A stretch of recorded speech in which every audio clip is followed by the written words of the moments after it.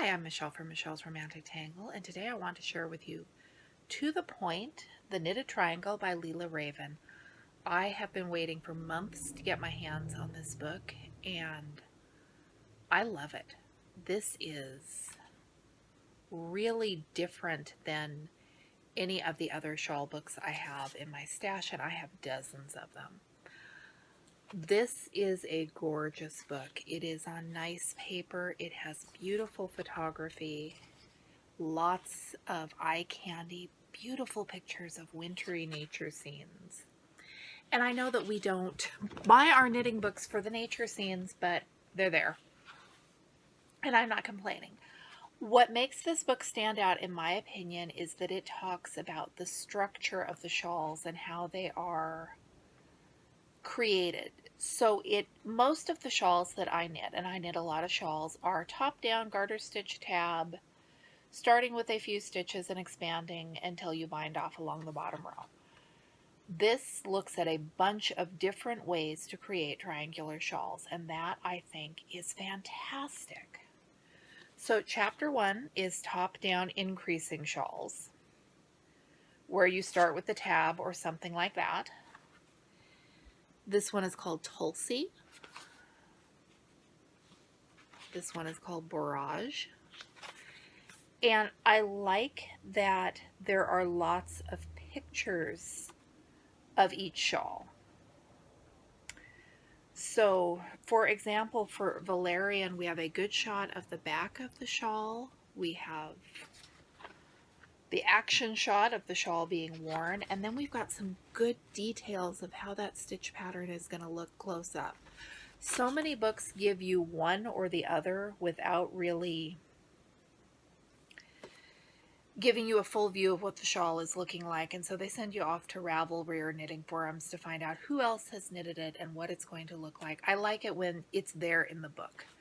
This one is called Lemon Balm, and it is just gorgeous.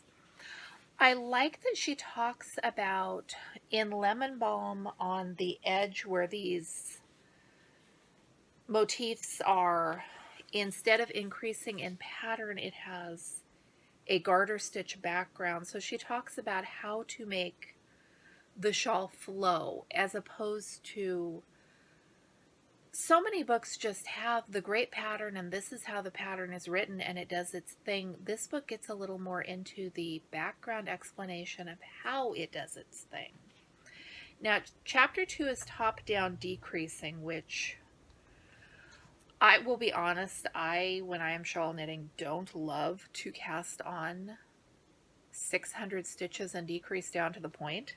I'd rather start and build up. But so when you fall in love with a pattern in this book, before you go buy your yarn, look at the construction method and make sure it's one you like. This one is called Clary Sage. And just look at those cables. For those cables, I might be tempted to cast on way too many stitches and then decrease down to the point. One of my other favorite things about this book, I have not seen it anywhere else. When she talks about reading charts, she has superimposed in this one illustration the chart over the actual stitches. So it really gives you an idea of how to read the stitches in the chart. Most of the patterns in this book, well, all of them are charted, I believe. I should have looked. A few of them do not have row by row instructions because the row by row instructions would have been so lengthy. This one is called Nettle. That's another top-down decreasing shawl. So I like books where they're upfront about what you are getting. Chapter 3 is bottom up, and these are fun because some of these things I have not seen. So the chapter starts with an explanation of the shawls in that chapter and what their basic structures are. There is one here, Moonflower, and the bottom border is knitted first, and then I think she says it's short, or no. I'm sorry. So Moonflower, you knit the border, then pick up stitches and decrease to work your way up to the top center. I've never done it that way, and I want to do it that way. This is Datura.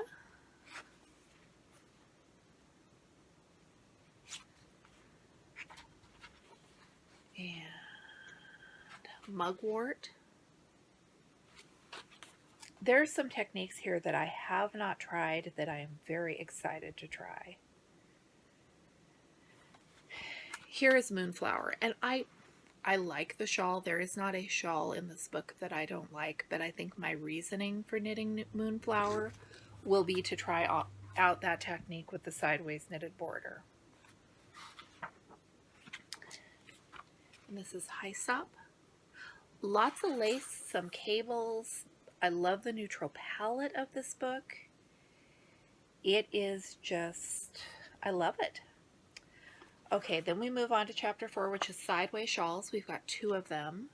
Rishi starts at the point, increases to the point, and then decreases. And this one, what are you called? Chaga. This is the one that I want to start first.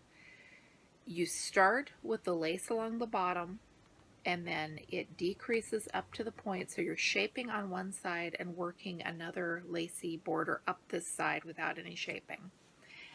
I've done something a little bit similar with the border without shaping and the shaping, but that was a top-down shawl. So doing it with this big border on the bottom, I'm excited to give that a try and see how it works. Like I said, I love shawls. Here is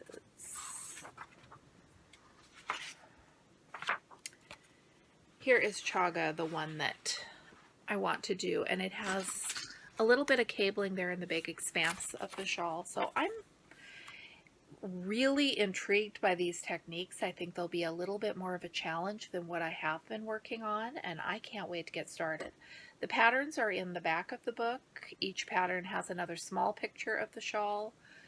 The key to the symbols is on the same, okay, it is once in each pattern. It is not on every single page, but it's where you can find it.